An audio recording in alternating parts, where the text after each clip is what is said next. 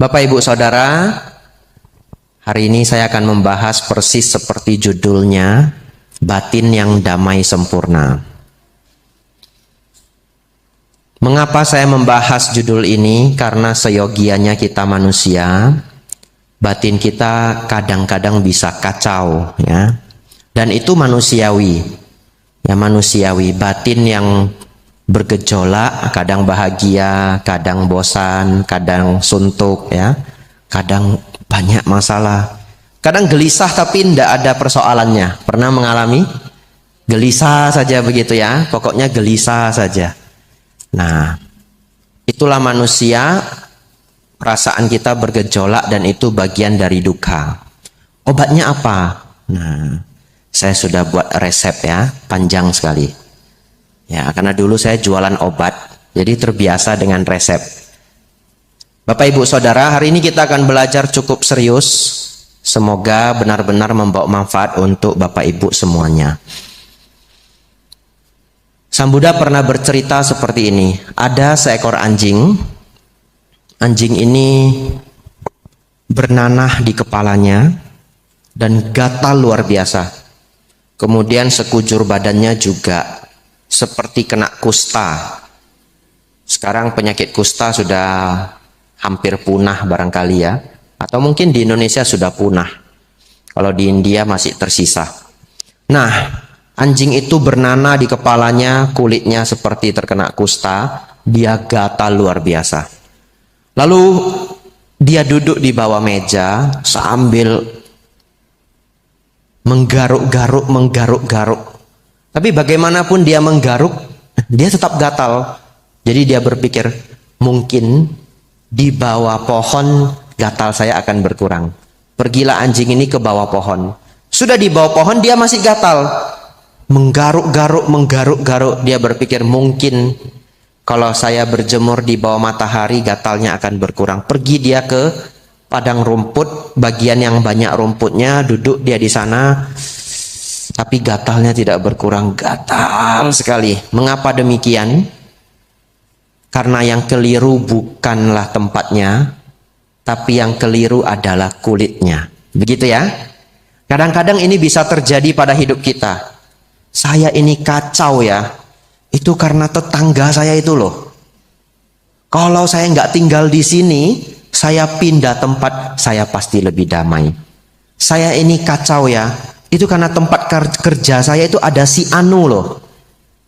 Ya mungkin saja ya. Tapi mungkin saja kulit kita yang gatal ya. Nah, jadi mungkin saja batin kita kacau, bisa karena orang lain tapi bisa juga karena diri sendiri. Lalu Bante obatnya apa? Mari kita buka Parita Biru halaman 89.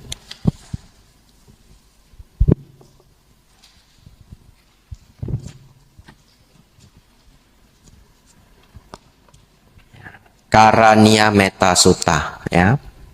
Jadi ini buku lama. Kalau buku baru sudah lebih besar, mungkin halamannya berubah. Bapak Ibu Saudara, Karania Metta Sutta ini banyak menjadi parita pujaan bagi umat Buddha. Dan tidak jarang umat Buddha menghafal Karania Metta Sutta tapi tidak menghafal yang lain.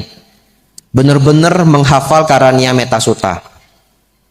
Nah, jadi ini termasuk parita favorit. Dan banyak yang berpikir karena parita ini berhubungan dengan makhluk-makhluk baik yang tampak maupun yang tidak tampak, besar maupun kecil dan sebagainya. Kadangkala parita ini dianggap parita pengusir hantu. Kalau sudah dibaca hantunya juga belum mau pergi baru manggil Bante gitu ya. Berarti saya yang baca tidak mempan begitu. Tapi Bapak Ibu Saudara, ya boleh saja bagaimana masyarakat memaknai parita ini boleh saja. Tapi sesungguhnya parita ini adalah parita pendamai batin. Iya, parita pendamai batin. Lalu mungkin ada yang berpikir, Bante, saya pernah Bante batin saya kacau. Saya sudah baca ini 8 kali Bante. Lah, belum damai Bante. Kok begitu? Nah, mari kita baca isinya. Barangkali dia belum baca isinya, betul ya? Kalau sudah baca isinya, kita pahami, ketika nanti membaca parita ini lagi akan berkhasiat. Silahkan dibuka halaman 91. Tidak akan saya baca semuanya, kita baca bagian yang penting saja. Konsentrasi semuanya ya. Ya, hari ini puja bakti cita rasa damaklas.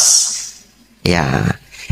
Inilah yang patut dikerjakan oleh ia yang tangkas dalam hal yang berguna, yang mengantar ke jalan kedamaian. Betul? Ya, kalimat ketiga ini penting sekali ya. Yang mengantar ke jalan kedamaian. Artinya, lakukanlah ini, Anda akan damai.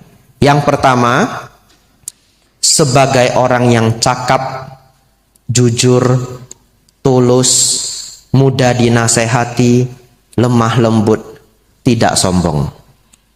Kemudian merasa puas atas yang dimiliki, mudah dirawat, tidak repot, bersahaja hidupnya, berindria tenang, penuh pertimbangan, sopan, tak melekat pada keluarga-keluarga. Selanjutnya, tidak berbuat kesalahan walaupun kecil, yang dapat dicela oleh para bijaksanawan. Senantiasa bersiaga dengan ujaran cinta kasih. Semoga semua makhluk berbahagia dan tentram. Semoga semua makhluk hidup berbahagia. Nah, bahkan di syair inilah kalimat yang sangat terkenal, Sabe Sata Bawantu Sukitata itu ditemukan. Bapak Ibu Saudara, kita sudah baca 3 paragraf. Belum damai, Bante. Iya, belum damai. Karena kedamaian itu bisa muncul apabila yang ini dipraktekkan. Betul ya? Karena ini semuanya adalah nasihat. Jadi kalau kita baca saja berulang-ulang, karania mata kusalena yantang santang padang abisa meca. Sudah damai belum ya? Ya, damai ya, tapi tidak maksimal. Bapak Ibu Saudara, memulai dari 3 paragraf ini, sudah saya rangkum. Ternyata Karania Metta Sutta yang tadi kita baca itu mengandung nasihat 7+1. Ya, 7+1. Nanti Bapak Ibu hafal ya, 7+1. Apa itu 7+1? Yang pertama, jujur. Yang kedua, rendah hati. Yang ketiga, merasa puas. Yang keempat, mudah dilayani. Yang kelima, tidak sibuk. Yang keenam, tidak melekat pada keluarga-keluarga. Dan yang ketujuh, tidak berbuat kesalahan walaupun kecil. Kita bahas ini pelan-pelan. Lalu nanti sembari saya bahas, kita hafal pelan-pelan. Semoga pulang puja bakti pagi hari ini hafal 7+1 ya. Cukup banyak memang 7. Kita mulai yang pertama, jujur. Lah, apa hubungannya jujur dengan damai ya? Bapak Ibu Saudara, ternyata kejujuran itu, bahkan Sang Buddha tulis di dalam parita, sungguh jujur. Karena kenapa? Karena salah satu yang membuat kita tidak damai adalah kebohongan. Begitu kita berbohong, potensi ketidakdamaian muncul. Bahkan kalau orang yang belum terampil berbohong, begitu berbohong langsung gelisah 2 jam, betul ya? Kalau yang sudah terampil ya barangkali dia tidak gelisah, tapi dia kumpul-kumpul potensi itu. Dan lama-kelamaan banyak sekali ketidakcocokan antara apa yang dia ucapkan dengan kenyataan. Dan kenapa bisa membuat tidak damai? Karena kalau sudah bohong satu, nanti berantai, betul ya? Sudah bohong A, nanti ketemu kasus yang sama harus ditutupi dengan kebohongan lagi, ditutupi dengan kebohongan lagi, ditutupi dengan kebohongan lagi. Kemudian nanti ketemunya orang tersebut sebulan yang akan datang, diceritakan kebohongan itu, yang bohong pun sudah lupa, betul ya? Saya bulan yang lalu ngomong apa sama dia ya? Aduh gawat ini. Nah, lalu harus menciptakan kebohongan baru, dan itu menjadikan kita tidak damai. Kalau orang jujur itu plong sekali, dan ditanya sebulan yang akan datang, setahun yang akan datang, 3 tahun yang akan datang pun jawabannya sama, betul ya? Karena tidak bohong, kecuali lupa. Yang kedua, Bapak Ibu Saudara, yang ini agak sulit. Jujur dengan diri sendiri. Nah, apa ciri-ciri orang yang mau jujur dengan diri sendiri? Kalau diberi kritikan itu direnungkan. Betul ya? Tapi kritikan itu memang gak mengenakkan. Jadi begitu kita dikritik, ego kita itu sudah maju duluan untuk mempertahankan harga diri kita. Oke lah, barangkali pada umumnya orang itu akan merasa terganggu, dia akan bertahan. Namun kalau Bapak Ibu nanti sepulang dari tempat tersebut, renungkanlah. Barangkali kritikan itu benar ya. Dan itu bagian dari jujur dengan diri sendiri. Yang kedua, rendah hati. Ya. Rendah hati ini sesungguhnya saya pikir adalah rentetan dari kejujuran. Kenapa? Karena orang yang tidak rendah hati itu, maka lawan katanya adalah tinggi hati atau sombong. Dan di balik kesombongan itu banyak juga ketidakjujuran. Kenapa? Dia memiliki 2, dia katakan 5. Dia memiliki 5, dia katakan 10. Sedangkan orang yang berendah hati, bahkan dia punya 2, tidak perlu orang lain tahu. Dia punya 10, kalau bisa orang lain tidak perlu tahu. Nah, dan bagaimana kerendahan hati ini membawa kedamaian? Karena kesombongan itu akan ditagih orang. Saya loh Pak Bu, saya itu punya kebun 20 hektar, enggak besar, sekedar gitu ya. Cuma 20 hektar. Itu pun ya iseng saja. Wah, sombong sekali orang ini ya. Sudah sombong sekedar katanya ya. Lalu dia cerita punya ini, punya itu, hidupnya begini, hidupnya begitu. Selewat 2 tahun, ada teman baiknya atau temannya perlu bantuan. Carinya siapa? Ya cari bapak ini, wong katanya punya kebun 20 hektar, betul ya? Datanglah ke orang nih, Pak, tolong bantu saya. Saya punya kesulitan-kesulitan.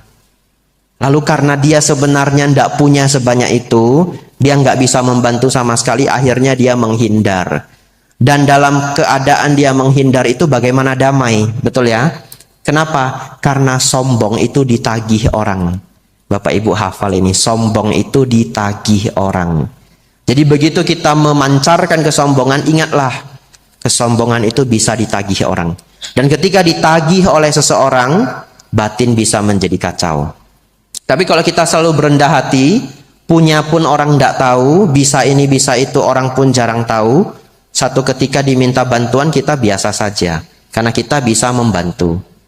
Saya punya pengalaman.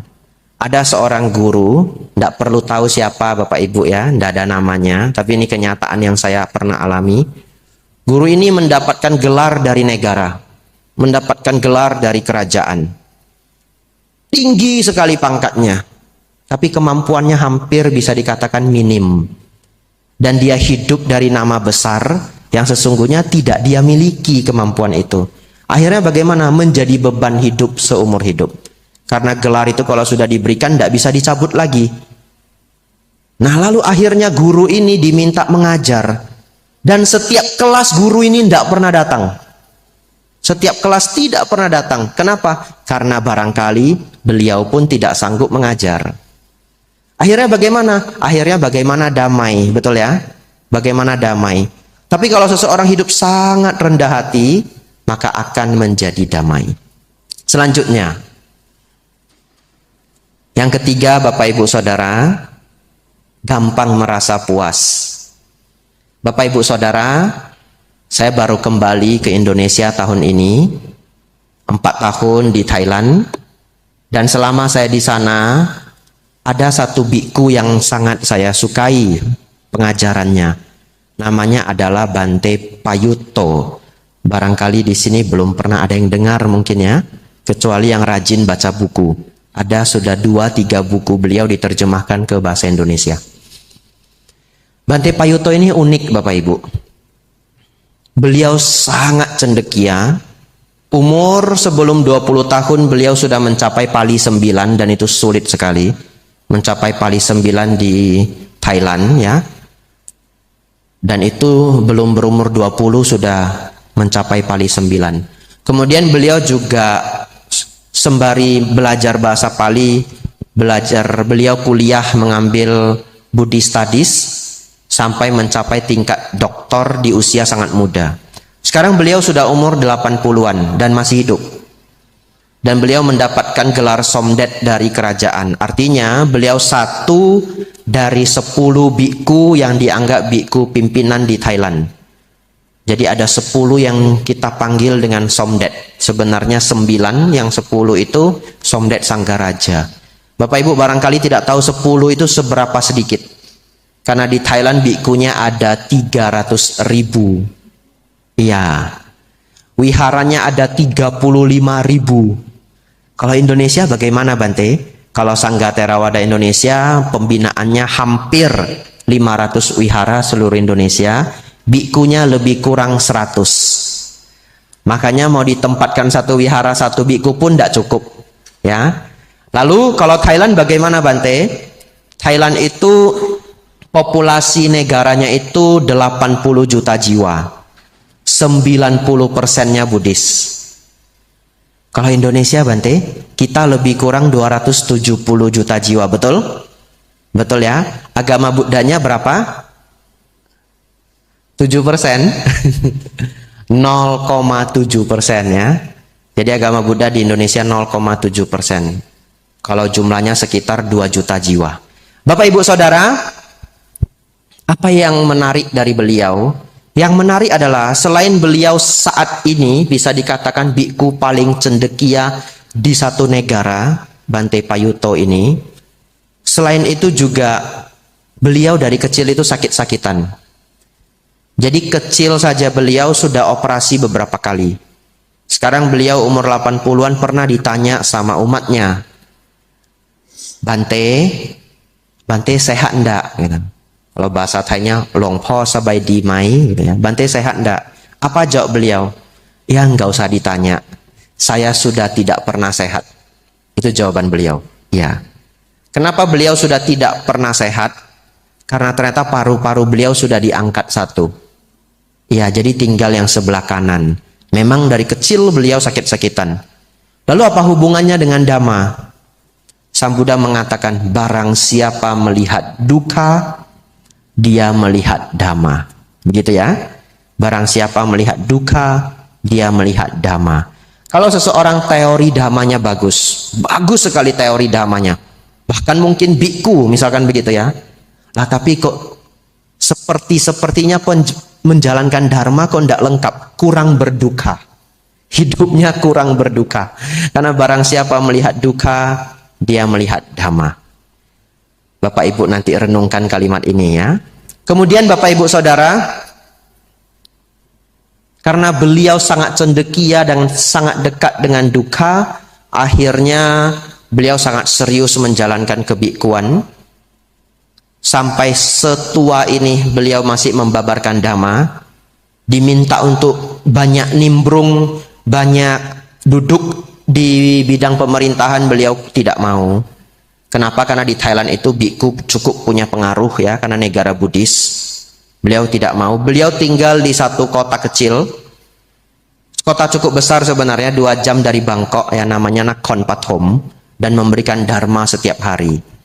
Nah, ada satu dharma yang selalu saya ingat ya, hari ini ingin saya bagi ke Bapak Ibu Saudara. Setelah itu Bapak Ibu bisa belajar nomor-nomor berikutnya, yaitu nomor 3, merasa puas. Bapak Ibu Saudara,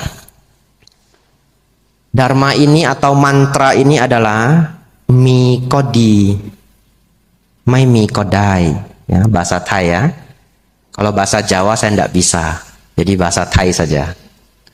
Mi kodi, mai mi kodai. Artinya apa? Kalau ada baik, kalau enggak ada enggak apa-apa. Ya, mi itu ada, ko itu juga, di itu baik, mi kodi. Kalau ada juga baik.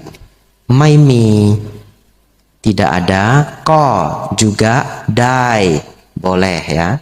Mi kodi, mai mi kodai. Kalau ada baik, kalau enggak ada enggak apa-apa. Nah, inilah kalimat yang beliau ajarkan. Beliau titipkan bahwa praktekkanlah ini untuk mengurangi keserakahan dan keinginan. Belajarlah kemanapun kita pergi. Kalau hal itu tidak kita dapatkan dan bukan hal yang krusial, ya sudah, mikodi, mai mikodai ya. Kalau ada boleh, kalau enggak apa-apa. Nah, dengan mempraktekkan itu pelan-pelan Bapak Ibu Saudara, bulir-bulir selanjutnya ini semuanya masuk ya. Kalau biku harusnya latihannya lebih tinggi lagi. Mikodai, mai mikodai. Kalau ada boleh, enggak ada juga boleh. Begitu ya. Jadi kalau satu hari saya nginap di sini, kemudian pengurus wihara nanya, Bante, besok makan pagi, mie kodai, mai mie kodai gitu ya. Kalau ada boleh, nggak ada juga boleh. Beneran nggak ada yang datang ya. Waduh, gawat saya. Siangnya nanya lagi, Bante, makan siang Bante, mie kodai, mai mie kodai. Nggak ada pula yang datang ya. Nah, puasa saya 2 hari ya.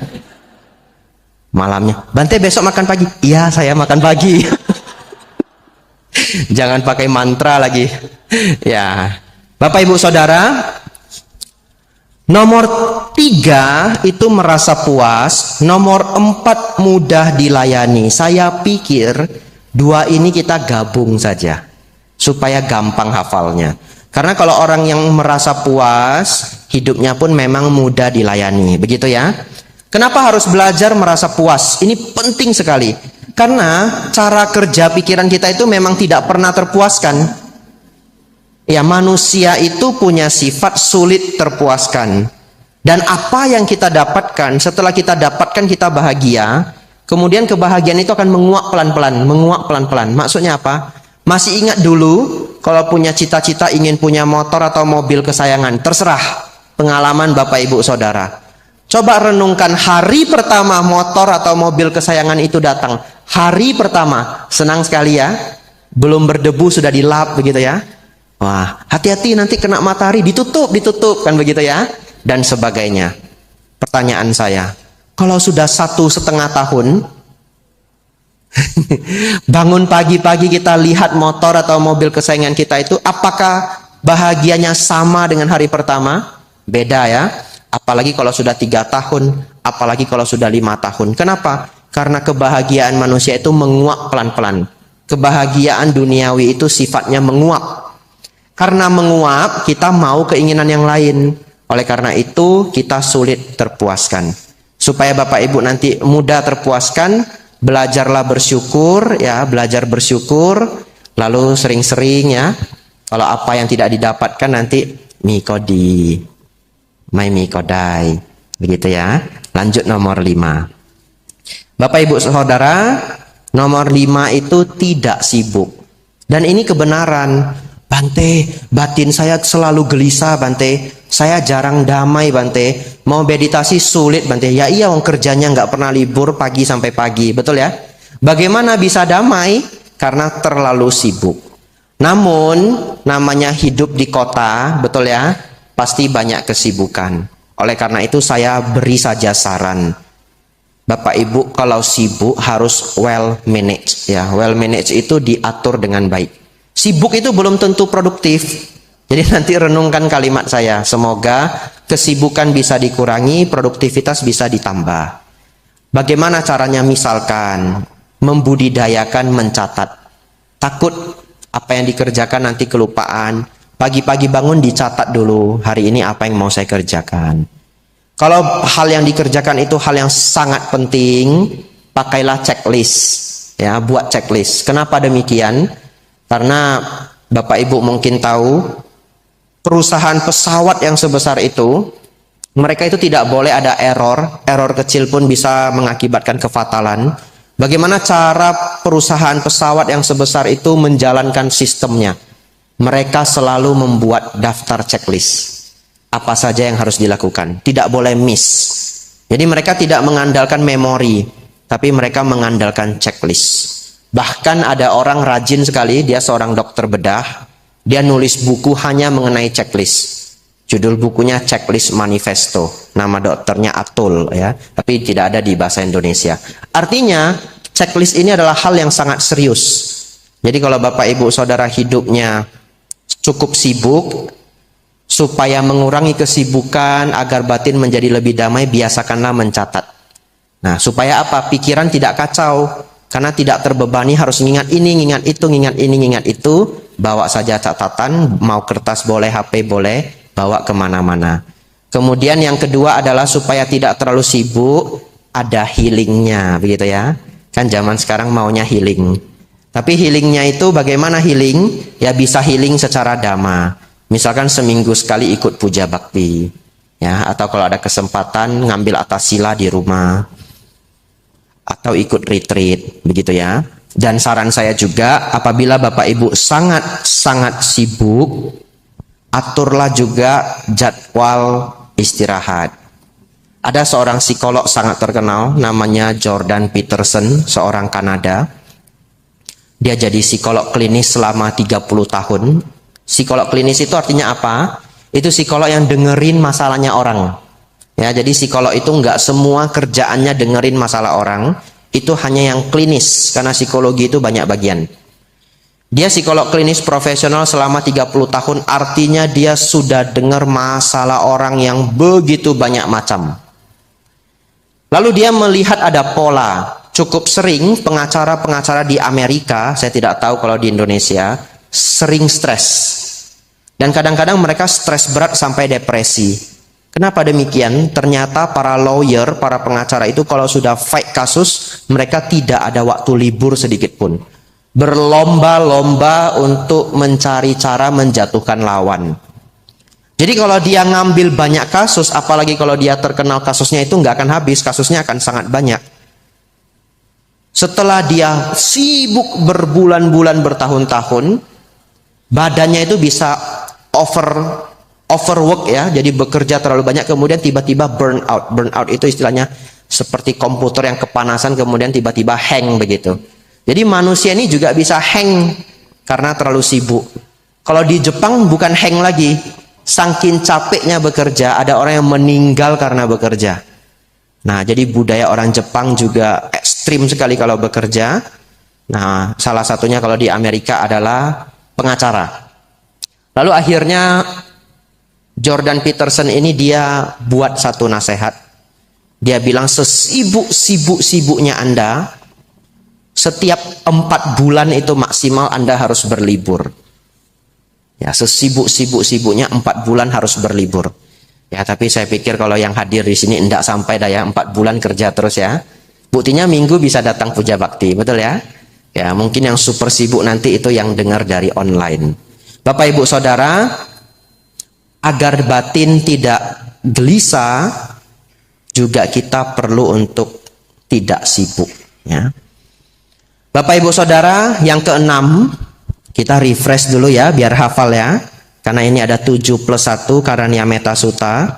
Bapak Ibu belajar ini luar biasa. Nanti seumur hidup setiap kali membaca Karanyameta Sutta, bulir-bulir ini akan terngiang, betul ya?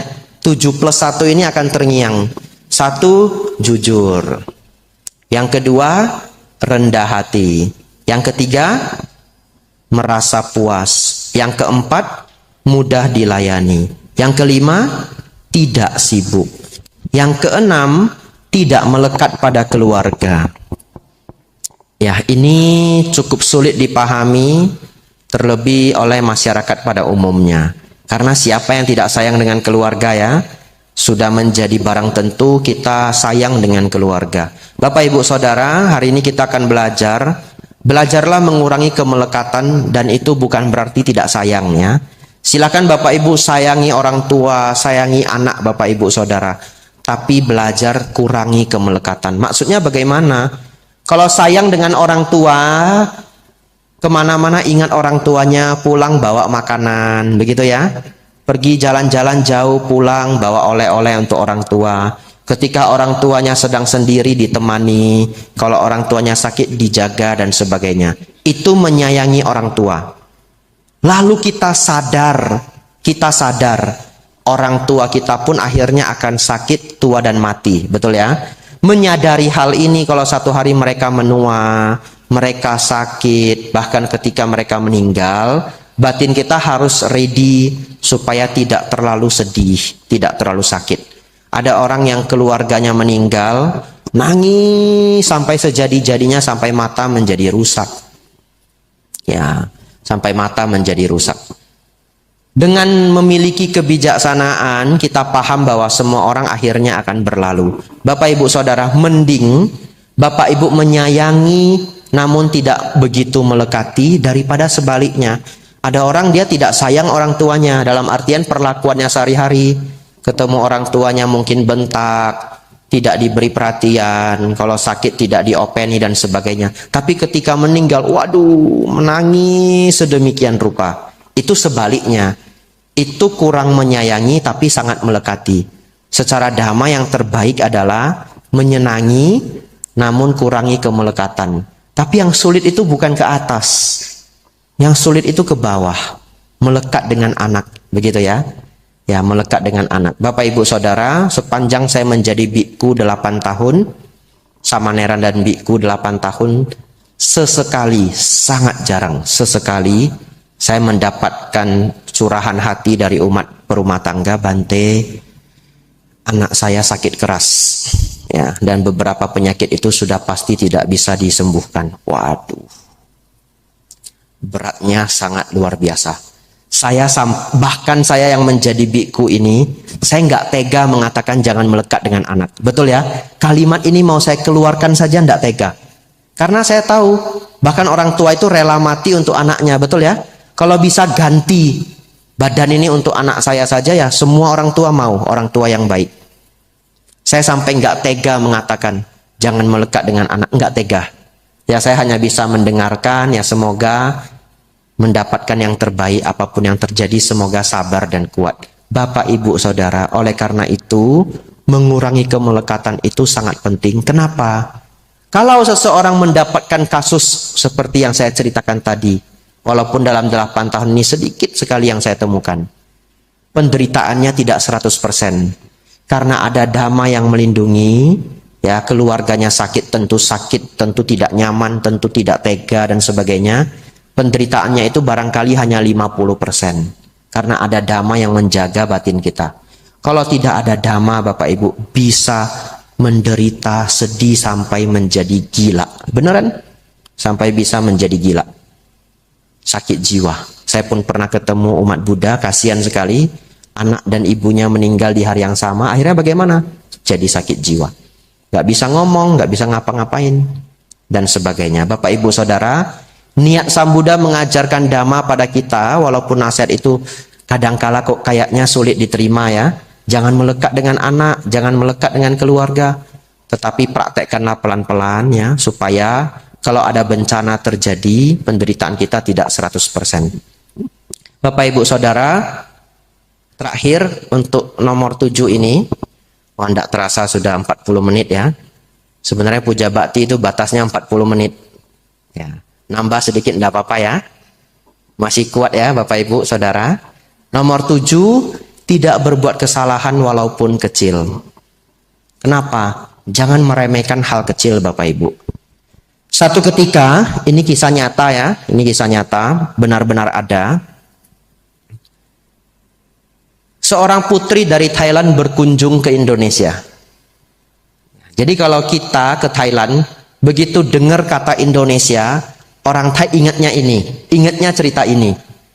Jadi dulu ada seorang putri dari Thailand jalan-jalan ke Indonesia. Beberapa kali ya anak dari raja itu datang ke Indonesia. Apakah ke Jakarta Dhammacakka, kalau yang untuk zaman-zaman sekarang. Tapi dulu juga pernah ada anak raja, seorang putri datang ke Indonesia. Ketika dia datang, dia berkunjung ke tempat-tempat istimewa, barangkali istana dan sebagainya. Dia melihat ada tanaman di atas air, bunganya cantik sekali. Cantik sekali. Lalu dia minta bunga ini beberapa tangkai. Lalu mau dibawa ke Thailand. Tentu pejabat yang terkait memperbolehkan. Lah karena bunga itu sebenarnya nggak istimewa di Indonesia. Kalau mau ya boleh. Ya dibungkuskan kemudian dia bawa ke Thailand. Ini barangkali seperti acara kemarin, acara besar. Ya, pejabat kita juga membungkuskan apa? Tanaman. Apa itu yang untuk anti Yang biasa ditanam di pinggir laut. Mangrove ya. Ya, Indonesia juga menghadiahkan mangrove ke pejabat-pejabat yang datang. Akhirnya putri ini Bapak Ibu Saudara, dia bawa bunga tanaman ini ke Thailand. Dia tanam di istana. Nah, dia buat kolam kecil, isinya tanaman ini semua dari Indonesia. Bagus sekali. Dia beri nama Patok Cawa. Patok Cawa. Nama bunga ini kalau di Thailand. Bunga bahasa Thainya Dok Mai. Dok Mai gitu ya. Nadanya harus pas loh ya. Tidak boleh salah. Nah, Dok Mai Patok Cawa. Akhirnya Bapak Ibu Saudara satu ketika banjir. Karena Thailand itu sangat sering banjir. Bunga ini hanyut ya. Bunga ini hanya sedikit. Hanya satu kolam kecil di antara sungai yang sangat besar di Thailand. Sepele, tidak ada masalah. Lalu kemudian kaburlah bunga ini pergi ke laut. Pergi ke sungai. Bapak Ibu tahu tanaman apa ini? Eceng gondok. Eceng gondok kan bunganya bagus sekali toh? Oh iya. Eceng gondok ini kemudian kabur ke sungai. Sekarang Bapak Ibu silahkan jalan-jalan ke Thailand. Eceng gondoknya banyak sekali. Dan itu dari Indonesia. Bapak Ibu Saudara, setiap kita ingin melakukan kesalahan walaupun kecil, ingatlah si eceng gondok ini. Kalau bisa janganlah punya kesalahan walaupun kecil. Tahan diri ini. Kan gak ada yang lihat ya. Saya ambil aja ya. Kayaknya gak ada yang lihat ini. Ini juga kayaknya jumlahnya gak bisa dihitung ini. Tak ambil aja dah ya. Begitu mau ambil Bapak Ibu, tiba-tiba suara saya muncul. Ingat eceng gondok Bapak Ibu. Oh ya, nggak jadi deh. Karena masalah kecil bisa menjadi besar. Begitu ya. Bapak Ibu Saudara, itu bulir ketujuh. Lengkap sudah 7 bulir. Saya ulang sekali lagi, mari kita hafal ya. Yang pertama, jujur. Yang kedua, rendah hati. Yang ketiga, merasa puas atau bersyukur. Yang keempat, mudah dilayani. Yang kelima, tidak sibuk. Yang keenam, tidak melekat pada keluarga-keluarga. Yang ketujuh, tidak berbuat kesalahan walaupun kecil. Ya, Bapak Ibu hafal ya, besok keluar ujian. Ya. Terakhir, 7 plus 1. Yang terakhir Bapak Ibu Saudara, menutup ceramah Dhamma saya hari ini adalah praktek Sabbe Sata Bawantu Sukitata. Semoga semua makhluk hidup berbahagia. Ini susah sekali Bapak Ibu. Kenapa saya katakan susah? Coba doanya apa? Semoga semua makhluk hidup berbahagia. Semua. Bapak Ibu yang bilang ya. Semua toh? Bapak Ibu yang bilang ya. Satu ketika Bapak Ibu ke tempat kerja, tempat dagang, tempat saudara, silakan. Kemudian ada satu orang nggak senang dengan kita. Baru ketemu kita sudah mencerca, sudah mencela. Lalu Bapak Ibu marah, ingin membalas, ingin kalau dia membentak, normalnya kita ingin ikut bentak, betul ya? Nah, bisa enggak? Ketika kita dibentak, dicela, dicerca, dibully, Sabbe Sata Bawantu Sukitata. Sudahlah. Yang penting dia berbahagia. Bisa enggak? Susahnya luar biasa, betul ya? Padahal doanya kita apa? Semoga semua makhluk hidup berbahagia. Kata semua ini kan berarti yang senang dengan kita juga yang nggak senang dengan kita, betul ya? Tapi ketika bertemu yang nggak senang dengan kita, sulitnya minta ampun, sulitnya minta ampun. Tapi Bapak Ibu Saudara, kalau Bapak Ibu berani, Bapak Ibu sanggup, Bapak Ibu luar biasa, praktekkan ini. Caranya bagaimana? Satu ketika kita tahu orang ini nggak senang sama kita. Kita tahu apapun yang kita lakukan akan salah di matanya. Kita tahu, bukan tidak tahu. Praktekkanlah ini. Ya sudah. Saya sabar saja. Kalau saya tambah api, nanti dia juga semakin panas. Ya sudahlah. Semoga semua makhluk hidup berbahagia. Harapan saya semoga satu hari dia bisa lebih bijaksana. Tapi kita juga jangan dekat-dekati dia. Sudah tahu dia tidak senang sama kita ya.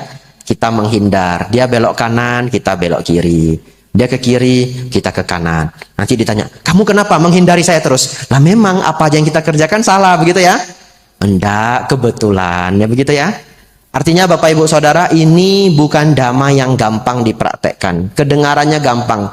Sabbe Sata Bhawantu Sukhitata. Sandal saya hilang. Waduh, kenapa ini orangnya curi sandal saya? Kenapa dia nggak ada hati nurani? Waduh, ngomel setengah hari. Susah toh, sandalnya hilang. Sabe sata Bhawantu Sukhitata. Saya sial. Ya sudahlah. Begitu ya. Ini intermezzo Bapak Ibu. Kalau Bapak Ibu ke India, atau mungkin di mana saja sebenarnya, tempat Sang Buddha mencapai penerangan sempurna namanya Bodh Gaya. Kalau kita mau masuk itu di metal detektor.